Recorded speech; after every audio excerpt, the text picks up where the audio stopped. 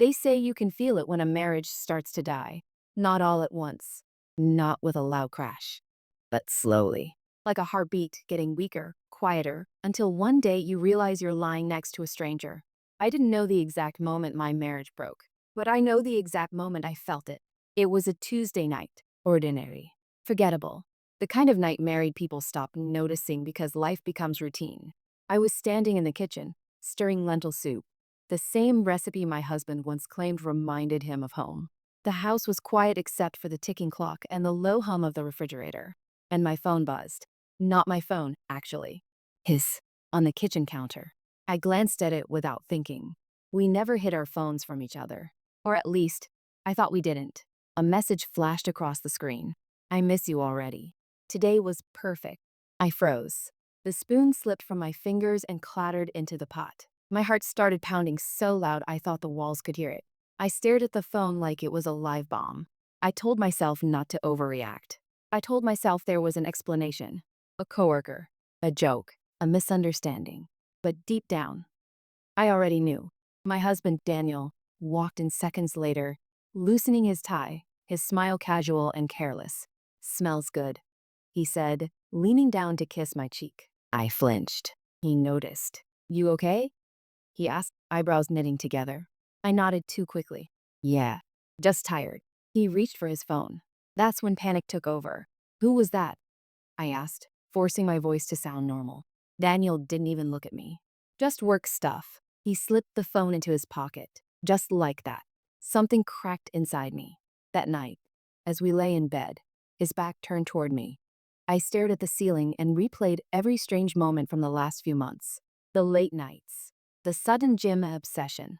The way he smiled at his phone but barely looked at me anymore. The way he stopped touching me. I remembered our wedding day like it was yesterday. Daniel crying as he lifted my veil. Promising me forever. Promising me loyalty. Promising me I was his only choice. I had believed him with my whole heart. I was 34 years old. Married for 11 years. No children. Not because we didn't want them, but because we still had time, he always said. Now I wondered if he was saving that time for someone else. The next morning, I watched him from the kitchen as he drank his coffee. He looked the same. Same brown eyes. Same familiar smile. Same man I built my life around. But I felt like I was watching an actor. "Love you," he said, grabbing his keys. "Love you too," I replied automatically. The door closed behind him, and I broke. I sank onto the floor and cried silently, my hand over my mouth, because some stupid part of me still didn't want the neighbors to hear. That day, I did something I never thought I'd do. I followed my husband. I took a day off work, lied to my boss, and drove behind Daniel's car like a criminal in some cheap movie. My hands were shaking on the steering wheel. My heart kept screaming at me to turn back, but I didn't. He didn't go to his office. Instead, he pulled into a quiet cafe across town. The kind of place couples go when they don't want to be seen. I parked across the street and waited. 5 minutes passed. Then 10. Then she walked in. She was younger than me. Of course she was. Long hair. Tight dress. Confident walk. The kind of woman who knew exactly the effect she had on men. She smiled when she saw him. And Daniel stood up. He hugged her. Not a friendly hug. The kind of hug that said, "I've missed you." My vision blurred. My chest felt like it was collapsing inward. I watched them through the window, laughing, leaning close, his hand resting on her arm like it belonged there. Like she belonged there. I don't remember how long I sat there. Minutes. Hours. Time didn't exist anymore. At one point, she leaned in and kissed him on the lips. And Daniel kissed her back. That was the moment my marriage officially died. I drove home in a daze, numb, hollow, like someone had scooped my soul out and left the body behind. When I walked into our house, it felt just foreign, like I was trespassing in my own life. That evening, Daniel came home late. "I had a long day," he said casually. I looked at him and smiled. A calm, polite smile. "Oh," I said softly. "So did I." He didn't notice the change in my voice. He didn't see the storm brewing behind my eyes. Because men like Daniel never think their wives will fight back. They think we'll cry, beg, forgive. They think we'll stay silent. But as I lay awake that night, staring at the man who chose another woman over our vows, I made a promise to myself. If he thought destroying our marriage for another woman would come without consequences, He was terribly wrong. And just as I turned toward him in the dark, ready to ask the question that would change everything, his phone buzzed again on the nightstand, with her name lighting up the screen. The phone buzzed again. And again. Daniel didn't wake up. But I did. My heart slammed against my ribs as I stared at the glowing screen on the nightstand. The room was dark, but the light from his phone felt blinding, like it was exposing every lie, every secret, every stolen moment. Her name was saved as Lena Marketing. I almost laughed. Marketing. I gently lifted the phone, my fingers trembling so badly I was afraid I'd drop it. Daniel shifted in his sleep, mumbling something I couldn't understand. I froze, holding my breath. Then he turned away from me. I unlocked the phone. He never changed his password. Why would he? Trust was supposed to be our foundation. The messages opened instantly. And so did hell. I can't stop thinking about you. Today felt so right. I wish we didn't have to pretend. She doesn't suspect anything, right? Soon. I promise. I just need time. My stomach twisted violently. She doesn't suspect anything. I was reduced to she. No name. No identity. Just an obstacle. I scrolled up, my hands cold and my chest tight. The messages went back months. Flirty jokes turned into late-night confessions. Complaints about me. About our marriage. She doesn't understand me anymore. I feel trapped. You make me feel alive. Each word sliced deeper than the last. This wasn't a mistake. This wasn't a one-time thing. This was a full-blown affair. And worse, he had plans. I locked the phone and gently placed it back where it belonged, like I hadn't just shattered my own heart into a million pieces. I lay back down beside him, staring into the darkness. I didn't cry. I couldn't. Something inside me had gone numb. The next morning, I acted like the perfect wife. I made breakfast. Eggs the way he liked. Toast lightly buttered. Coffee strong and hot. Daniel kissed my forehead. You're quiet today. Just thinking, I replied. He smiled. About us, I said, watching his reaction carefully. For a split second, just one, his jaw tightened. Then he laughed. What about us? I shrugged. Nothing. Just how lucky we are. He reached across the table and squeezed my hand. We're good. Don't overthink things. Don't overthink things. That was his favorite line whenever he was lying. After he left for work, I didn't clean the house. I didn't watch TV. I sat on the couch and replayed every message in my mind like a broken record. She makes me feel alive. Was I dead to him? I thought about the sacrifices I'd made. Moving cities for his job. Supporting him through career failures. Putting my dreams on hold so he could chase his. And this was my reward. By noon, I had made a decision. I wasn't going to confront him. Not yet. I needed to understand everything. I started digging. I checked our bank statements. There were unfamiliar charges, expensive dinners, boutique hotels, gifts I'd never received, jewelry stores. Weekend getaways he claimed were business trips. My hands shook as I added up the numbers. He wasn't just cheating on me emotionally. He was investing in her, using our money. By evening, I knew her full name. Lena Carter, 28, divorced, worked in marketing at a partner firm, recently transferred to Daniel's company. Her social media was public. Big mistake. I scrolled through her photos like a masochist. Perfect selfies, beach vacations, wine glasses clinking in dim restaurants. And then I saw him. Not his face, his watch. His jacket. The same jacket hanging in our closet. A caption read, "When the right person finds you, everything changes." The comments were full of heart emojis. I threw the phone across the couch. That night, Daniel came home late again. Sorry, he said. Work's been crazy. I looked up at him and forced myself to smile. You're working so hard lately. For us. He replied without missing a beat. The audacity of that lie almost made me choke. As we ate dinner, I decided to test him. Do you ever feel bored? I asked casually. He frowned. Bored? With life. With routine. He hesitated. Just long enough. I think everyone does sometimes, he said. I nodded. I guess some people look for excitement elsewhere. His fork paused midair. What do you mean by that? He asked. I met his eyes. Nothing. Just thinking out loud. He relaxed. Smiled. You worry too much. That night, as he slept peacefully beside me, I stared at his face and wondered how someone could lie so easily to the person they once swore to protect. I wanted to scream. I wanted to slap him awake. I wanted to demand the truth, but I didn't. Because an idea was forming. A dangerous one. If he wanted a double life, I could play that game too. The next day, I sent Lena a friend request from a fake account, and when she accepted it within minutes, I smiled for the first time in weeks. Because now, I wasn't just the betrayed wife anymore. I was the woman about to step directly into their secret world, and neither of them had any idea what was coming next. Lena accepted my friend request faster than I expected. That alone told me everything. People who have nothing to hide don't live online. People with secrets do. I created the fake profile carefully. A woman named Maya. Recently divorced. New in the city. Friendly smile. Just enough sadness in the eyes to look real. Because I was real. Just not in the way she imagined. Within hours, Lena messaged me. Lena, hey, nice to meet you. How do you know about the area? I stared at the screen, my heart racing. Me, Maya. Just moved here. Trying to make new friends. Saw we had mutuals. She replied almost instantly. Lena. Same. This city can feel lonely sometimes. Lonely. I almost laughed. Over the next few days, we talked more. I learned about her favorite wine, her gym schedule, her favorite cafe, the same one I'd seen her kissing my husband through the window. She complained about men. Most guys are emotionally unavailable, she typed one night. They make promises they don't keep. I had to pause before replying. Me. That sounds painful. Lena. Yeah, especially when you give your heart to someone who says he's almost free. Almost free. So that was how Daniel described our marriage. I closed my eyes and took a deep breath. This wasn't just an affair. He was leading her on too. Days passed, then weeks. Daniel's behavior grew bolder.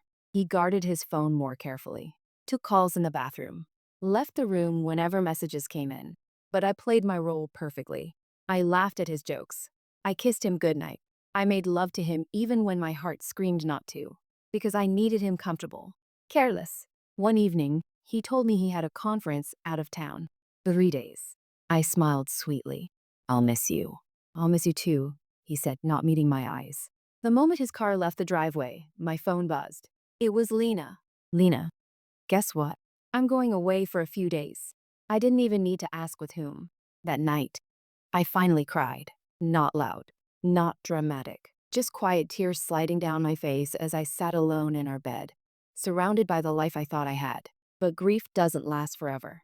Eventually, it turns into something else. Anger. On the second night of his conference, I decided to push further. Me, Maya. You seem really happy lately. New guy? She hesitated this time. Lena. It's complicated. Me. Married? 3 dots appeared. Disappeared. Appeared again. Lena. Yes. There it was. The truth. I waited, heart pounding. Lena. He says he's unhappy. Says his marriage is basically over. I stared at the words until they blurred. Me. And you believe him? Lena. I know how it sounds, but when we're together it feels real. He says he's going to choose me. Choose. As if I were an old coat he could hang back in the closet. I clenched my fists. Me. Just be careful.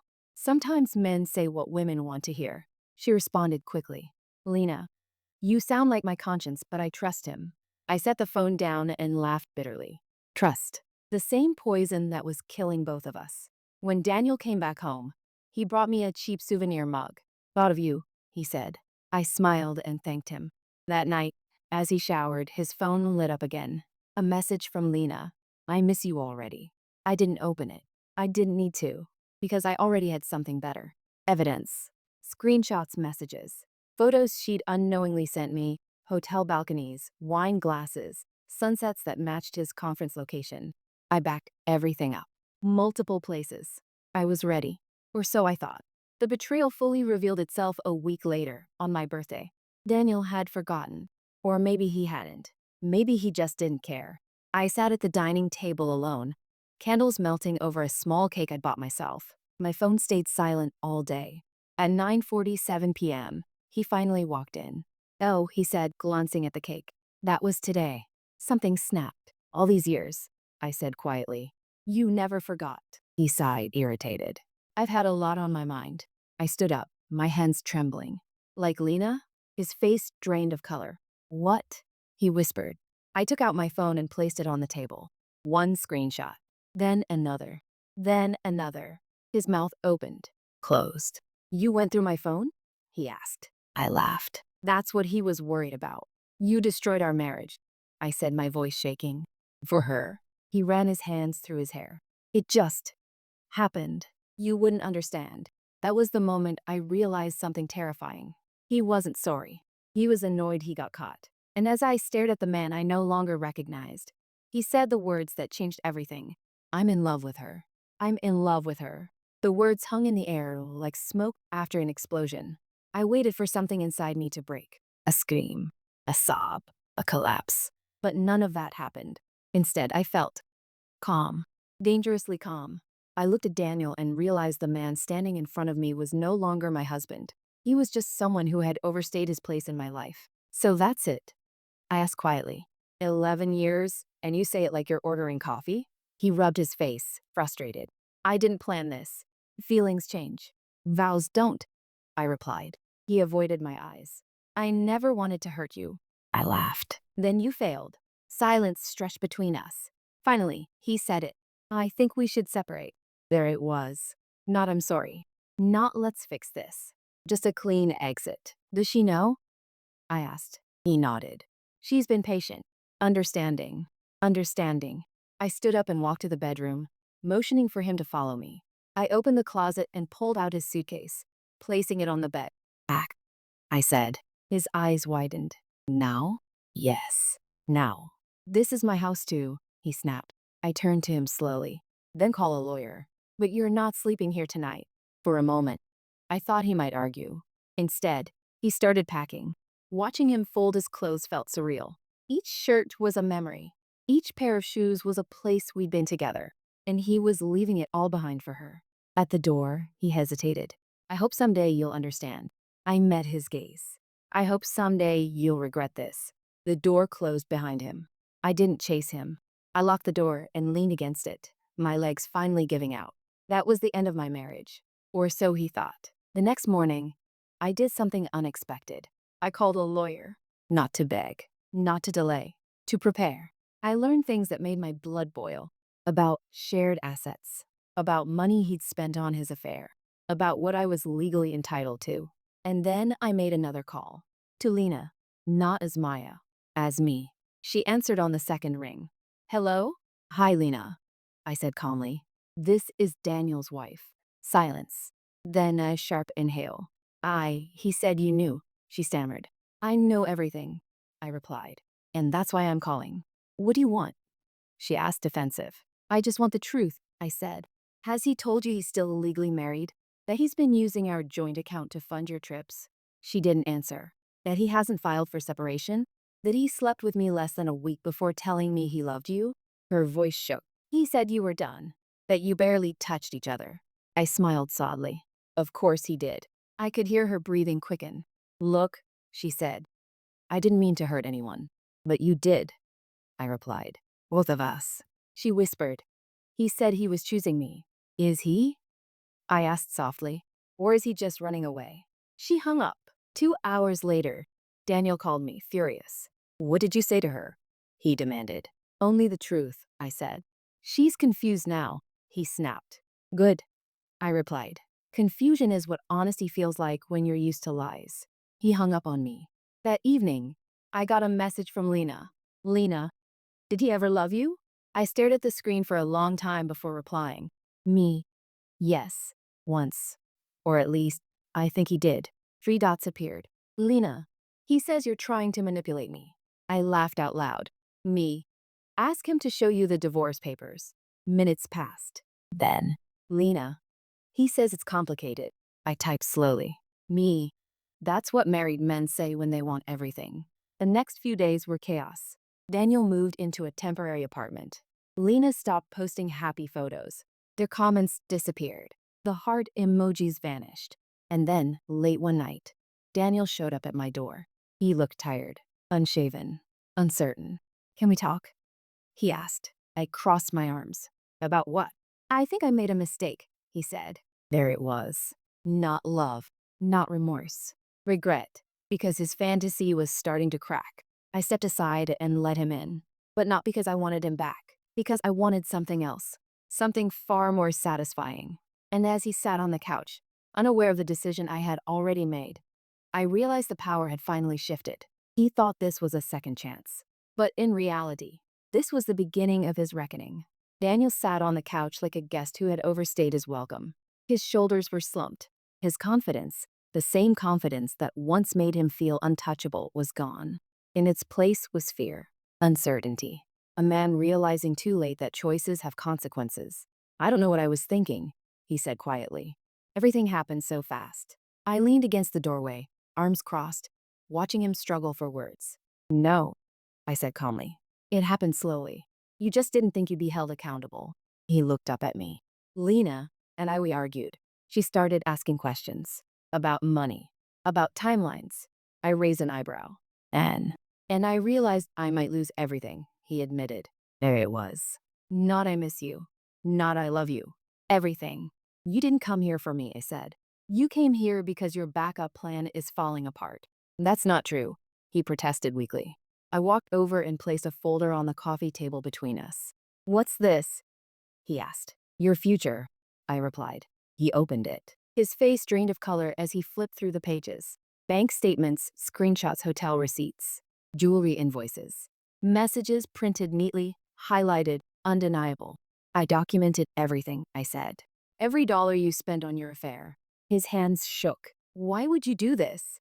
"Because I trusted you once," I answered, "and I won't make that mistake again." I sat across from him, my voice steady. "I spoke to a lawyer. If we go to court, I can prove marital misconduct, financial infidelity, emotional abuse." "You wouldn't," he whispered. I leaned forward. "Try me." Silence filled the room. Finally, he swallowed hard. "What do you want?" That question was everything. Not "Can you forgive me?" but "What will this cost me?" "I want a clean divorce," I said. "You keep your clothes, your car, your pride, if you can salvage it." "And the house?" he asked carefully. I smiled. "The house stays with me." He stood up abruptly. "That's insane. I paid for half of it." "And you spent half of our savings on your girlfriend," I replied. "A judge would love that story." He sank back down. "You planned this," he said. "Yes," I said without shame. "After you destroyed us." His phone buzzed. He glanced at it. "Lena?" I asked. He nodded. "Answer it," I said. He hesitated. "Put it on speaker." Reluctantly, he did. "Daniel?" Lena's voice sounded tight. "I've been thinking." He swallowed. "Yeah? I don't think I can do this anymore," she said. "I don't want to be the other woman. And I don't trust you." He closed his eyes. "I gave up a lot for you," she continued. "And now I realize. You never really chose me. You just didn't want to be alone." She hung up. The room felt heavy. I watched as reality finally crushed him. "You lost her," I said softly. He looked at me, desperation in his eyes. "Then maybe we can fix this. We have history." "History doesn't excuse betrayal," I replied. I stood up and walked to the door, opening it wide. "Sign the papers," I said, "or I let the court handle it." He stared at me for a long moment. Then, slowly, he nodded. 2 weeks later, Daniel signed everything. He moved out permanently. The house was quiet again, but not empty. For the first time in years, it felt peaceful. I changed the curtains, rearranged the furniture, reclaimed every corner of the space that once felt poisoned by lies. Lena blocked me on social media. Daniel tried to text me once. "I hope you're happy." I didn't reply. Because happiness isn't something you explain to the person who tried to steal it from you. Months later, I ran into him at a grocery store. He looked older, smaller, like a man who finally understood what he'd lost. He nodded awkwardly. I smiled politely and walked away. That night, I stood in my kitchen, the same kitchen where everything began, and realized something powerful. He didn't destroy me. He freed me. He chose another woman, and in doing so, he lost the only one who ever truly loved him. And I didn't need revenge fueled by anger. My peace was punishment enough, because the greatest regret isn't losing someone. It's realizing too late that you lost someone who would have never betrayed you. THEND.